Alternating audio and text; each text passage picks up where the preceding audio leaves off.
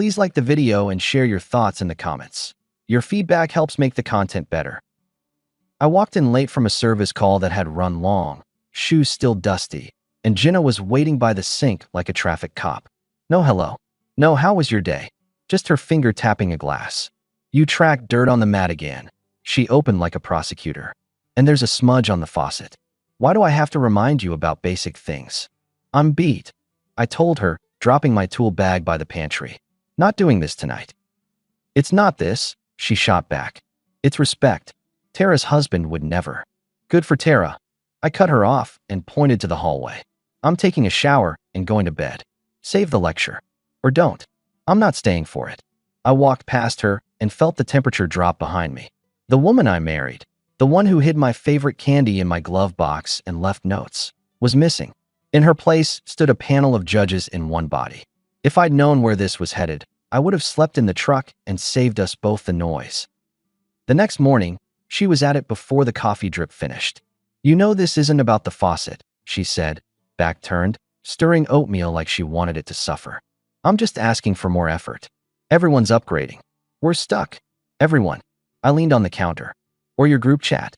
She glanced over her shoulder, quick smile that wasn't friendly. That's rich. So my friends are the problem now. You made them the scoreboard, I replied. You want something changed, ask me. Don't drag a chorus in. I did ask you. You say you're tired. Every time. She slid a bowl toward me and let it hit a little too hard. My friends think. Don't care, I said, not raising my voice. Last night I said I wasn't taking it. That stands. I go where I'm respected. Start here, or I'm out of this kitchen. She folded her arms. You're so dramatic. Fine. I shrugged, took my mug, and headed to the garage. Then we're making adult changes. Tonight, I'm moving our direct deposits. Bills get paid first from a shared account. The rest of my paycheck stays in mine. Use yours how you want. You're kidding, she laughed without humor. We've always pooled. We're a team. Teams don't boo their quarterback from the couch, I said. New rules. She blinked slowly. So this is punishment. It's a boundary, I replied. We'll still cover the mortgage, utilities, groceries. Extras get talked through. Not dictated by Tara or Bree. Her eyes narrowed at the names. Why are you obsessed with my friends? I'm not, I said. They're just loud in our living room, and they don't even live here. She picked up her phone and thumbed hard at the screen. Fine. Then I'll handle my own plans. I'm going out tonight. Don't wait up. Don't spend from my card, I told her. I'll cancel it if I see a salon receipt on it. She flashed a tight, dismissive smile. You really think I need your card? We'll see. I answered and left for work. My phone buzzed at noon, a screenshot from Jenna, a salon appointment, and a brunch reservation. Girls' night, her message read. Don't be weird. I kept working, changed our direct deposit that afternoon, and scheduled automatic payments for the essentials. I canceled the spare card and let that notification stand as my reply. At 5, I stopped by our neighbor's porch. Mrs. Alvarez, retired schoolteacher, always saw more than people thought. You look like you're carrying lumber on your shoulders, she said, flipping a magazine. Long week, I told her. If anyone rings the doorbell tonight selling candles, tell them we're switching to candles that mind their own business. She snorted. Translating, there's trouble. Nothing I can't handle, I said. Just making adjustments. When I came home, Jenna was in a new dress, one I hadn't seen. She turned slowly like a showroom model. So, she asked, chin up. You look nice, I said. Use your money for the ride. My card's off. She froze. Wow. Clear enough. I added. She rolled her eyes so hard I thought they might escape. You're pathetic. I'm rested, I answered, stepping around her to the fridge. There's a difference. Her stare followed me to the table. Tara's right. You've gotten comfortable. Comfortable is getting through a week without a group review, I said. Have a good night. She lingered by the door, phone lighting her face. Don't wait up, she tossed, same line, like it had power. Wasn't planning to, I replied. She came back after midnight, lights on, heels in hand. I didn't get up. That was the first week I slept on peace instead of approval. 2 days later, we were at Mark's backyard barbecue. Mark's my shop foreman, straight shooter, beer in a cooler, country songs low. He and his wife Claire have a patio that swallows people. The guys from the crew were there, a few neighbors, and Unlucky for me, Tara and Bree had wandered in with Claire's sister. Jenna worked the circle like a politician. Every story had a sting. Tell them about the time you fixed the garbage disposal and flooded the cabinet. She chirped when the conversation turned. That was a highlight. The circle laughed, polite, but eyes slid to me to see if this was a game. Wasn't the disposal, I said, picking up a rib. The pipe was cracked. Replaced it next day. Cabinet's dry. You're welcome. She smirked, took a sip. He always has an explanation. Like adults, I said. You should try it. Keeps the house from drowning. Tara chimed in, voice sweet with vinegar. Jenna's just kidding. She deserves the best. We tell her that all the time. Mark glanced at me, then at Claire. He was ready to break it up. I didn't need a savior. We done? I asked Jenna, still calm. Are we doing open mic all night? Oh, don't be sensitive, Jenna said.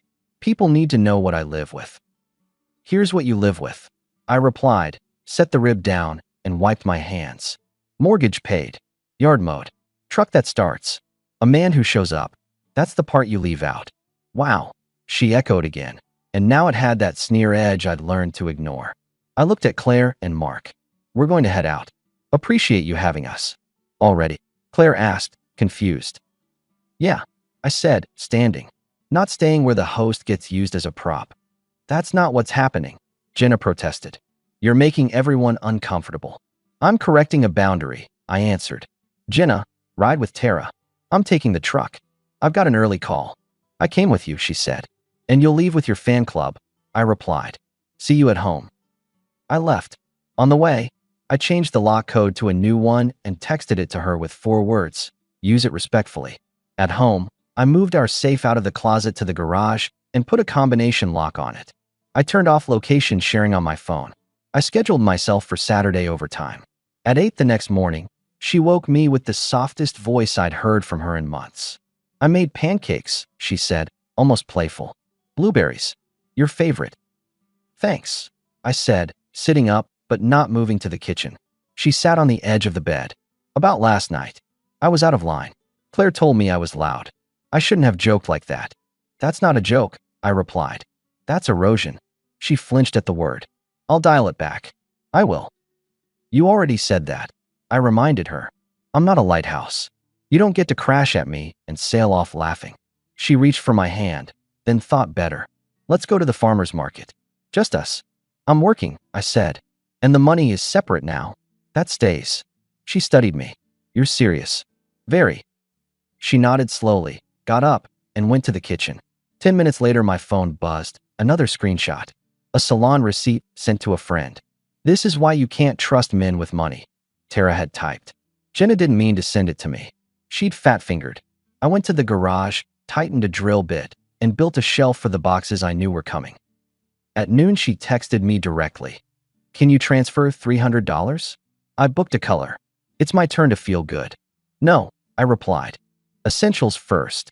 What do you even do with the rest of your money? She shot back. Invested in silence, I responded. She didn't answer. I got more done that day than in the past 3 Saturdays combined. Monday at the shop, Mike tossed me a rag. Heard your lady took you for a spin at the barbecue. Temporary weather, I said. Cloudy with a chance of Tara, he smirked. My favorite forecast, I said. I've got a job in Brookside, then I'm changing my deposit. You still good to cover the Friday call? Got it, he nodded. You good? Better than good, I told him. Focused. At lunch, my phone lit up with Jenna's name. I answered, hands greasy, put it on speaker and set it on the bench because I was tightening a fitting. Hey, she started. So the girls and I found this spa package. No, I interrupted. You didn't even hear the price. I heard spa, I said. That's all I need. You're impossible, she snapped.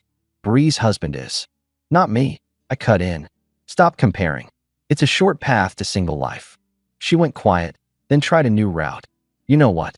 Forget the spa. We should get you some new clothes. Tara says. Don't care what Tara says, I replied. If you want to buy clothes, buy them with your money. Why are you doing this? She demanded. Are you trying to punish me until I'm obedient?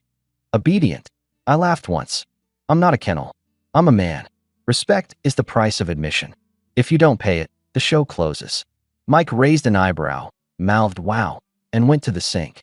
You used to be sweet, Jenna said. We used to be a team. We used to be a team, I echoed. Back when you had my back. Lately you've had my throat. She hung up. Mike whistled. You sure you don't want to move in with me and Maggie for a week? Just until the storm passes. I'm good at home, I told him. I built a storm shelter. That night, she acted like the morning had not existed. Poker face. I ate at the counter. She scrolled at the table as if I'd abandoned her in a desert. Silence can be a scream. I let it be quiet.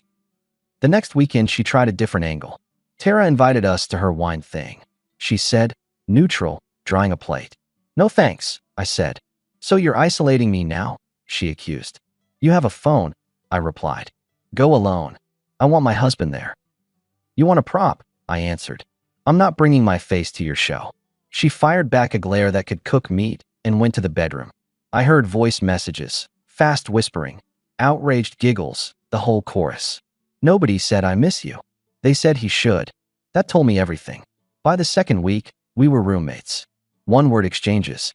Logistics, nothing else. Milk, she'd say when there was none. List, I'd reply, tapping the whiteboard on the fridge.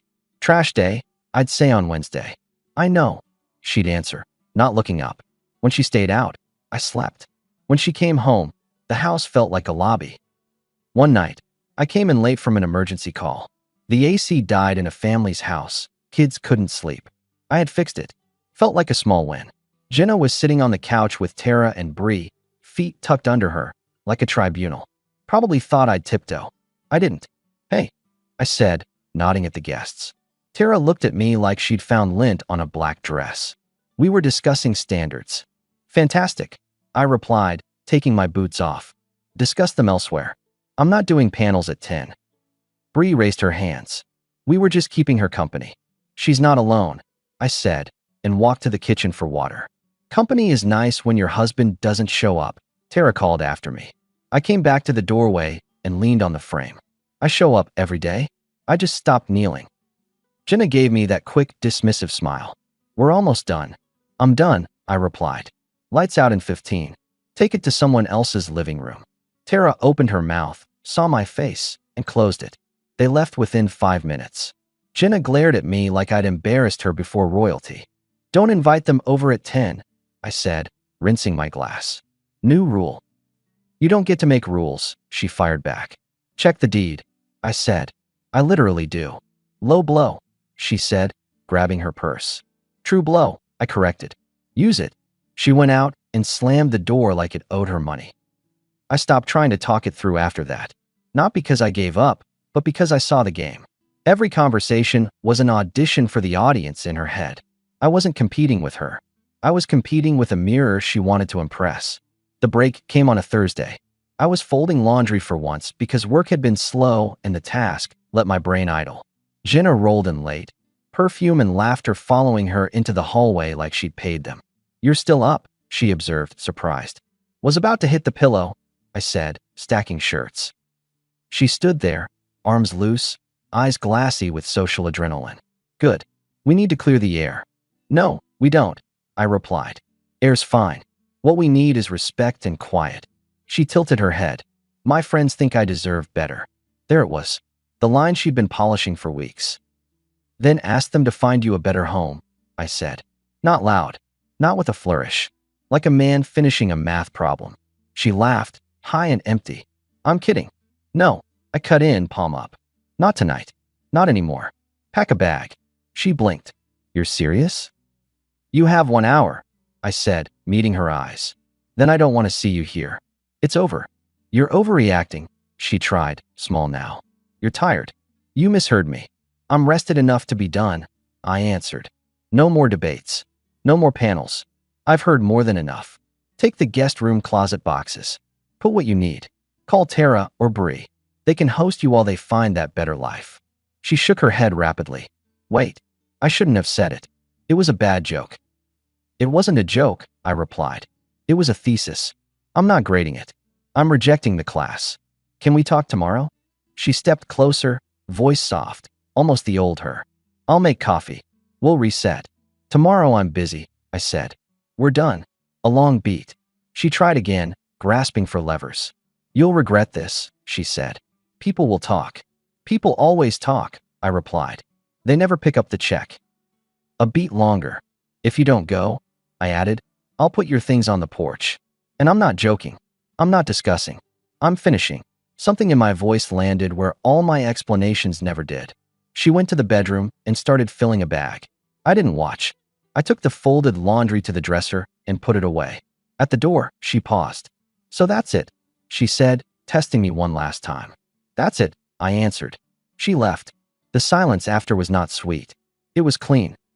The next morning, I drove to the county office, signed the papers I needed to sign, and put the process in motion. I didn't stage a speech. I didn't post a statement. I texted Jenna one line from my new number. For logistics, use email. Then I blocked the old line. I told Mark I was shifting extra hours. He nodded like he'd been waiting for me to stop flinching. At lunch, Jenna called the shop line. Andrea from the front desk buzzed me. There's a Jenna for you, she said, voice cautious. Tell her we're not available, I replied. She says it's urgent. Tell her send it by email, I said. An hour later, Jenna showed up in person with a box of cookies we both knew I didn't eat. She tried to slip past the front desk like a regular. Andrea stood up. You're not on the calendar. I'm his wife, Jenna said. Not for shop matters, Andrea replied. You'll need to wait. I stepped out, kept the counter between us. We don't have anything to talk about, I told Jenna. She lifted the box. Peace offering. Keep it, I said. Can we sit for 5 minutes? She asked, eyes wet without tears. Please. No, I answered. We're colleagues with a shared mortgage until the paperwork finishes. That's all. Email anything practical. Everything else, keep. She glanced around. Guys were in the bay, tools on, life moving. She hated being so ordinary. That was always the hook. Make a scene, recover control. Not here. Is there another woman? She asked. I almost smiled. There's a man who's done auditioning. She exhaled hard. You're cruel. I'm clear, I said. Security will walk you out if you stay. She stared at me, expecting me to blink. I didn't. Andrea picked up the phone. Jenna left with the box, lips pressed tight. That night, she tried a longer apology by email. The subject line, I messed up. The body was a letter about pressure, about expectations, about how she was pushed by people who mean well, about wanting us to be a power couple, about me being good but not ambitious enough. It ended with, let's press pause on the paperwork and talk. I replied with one sentence. The paperwork continues. The messages multiplied. Sweet, then angry, then sweet again. She left a note with Mrs. Alvarez. Can you tell him to call me? Please. Mrs. Alvarez tucked it into my mailbox like evidence. She looked small. She told me on her porch the next afternoon. But smallness doesn't fix broken respect. Not my job to fix her size, I said. I hired a storage unit and packed Jenna's things. Clothes, shoes, the vanity she insisted on buying, the set of wine glasses I never touched. I labeled boxes by room. I made a list in a shared doc. Clinical, simple. I sent her the link. She replied with, why are you like this? I'm not a client. Exactly, I wrote back. The following week, Tara cornered me outside the grocery store. She crossed her arms like a bouncer at a club she didn't own. You broke her heart, she accused. She didn't leave me much to work with, I said, loading a bag of oranges into the trunk. She was venting, Tara insisted. We all vent. You vented into my home at midnight, I replied. That's not venting. That's trespassing. She scoffed. You're threatened by strong women. I hire strong women, I said. I fire disrespect. She blinked in confusion at the word fire, like it didn't belong in domestic sentences. You're going to end up alone. I'd rather be alone than lectured, I answered and closed the trunk. The second illusion of change came a week after she realized the money wasn't coming back. She left flowers on the porch and a handwritten card. I'm proud of you, it read. You worked so hard for us. I picked up the card with 2 fingers like it might bite. I put the flowers in water because they weren't at fault and set them on the back deck where I sat after work. I didn't text her. That night she waited outside the shop near my truck, arms wrapped around herself. Talk to me, she said when I walked up. Step away from my truck, I answered evenly. Please, she added. I was wrong. I listened too much to my friends. I get it now. I'm ready to build with you. 2 months ago, you were ready to build me into the floor, I said. Your timing's off. I got scared, she said. I thought if I pushed you, you'd push yourself and we'd all be proud. I went too far. I see that now. Then learn, I said. Some lessons in relationships. I won't have anyone, she whispered. You had me, I replied. You traded me for a panel. She reached for my hand. I didn't move. She let hers drop. I'll wait, she said. Don't, I told her. It won't change. She blinked slowly. You really won't even try one more conversation? I tried 30, I said. I'm out. She stood there a few seconds, then stepped back. Okay, she said, more to herself than me. Okay. She left. I got in the truck and sat a while without the radio on. The flowers on the deck wilted in 2 days. I tossed them without ceremony. The weeks crawled and then sprinted. Every now and then, I had to apologize to a friend for Jenna's outreach. She called my sister Dana, who called me. She's begging me to mediate, Dana said, voice steady. Do you want me to? No, I told her. Tell her you love her as a human, and that's it. Don't pass messages. Proud of you, Dana said. Also, Mom says stop skipping dinner. I laughed into the phone. Yes, ma'am. Jenna even showed up at Mrs. Alvarez's porch with a pie. I told her, Mrs. Alvarez reported later, that dessert doesn't erase disrespect. She left the pie anyway. It was decent. Glad something in this story sweetened, I said. At the shop, I explained to the team that I'd be laser-focused for a while, that I'd be taking extra calls and asking for no personal calls through the front desk. Andrea nodded like a field captain. If she shows up again, I'm calling the building office, she said. Thank you, I replied. Keep it boring.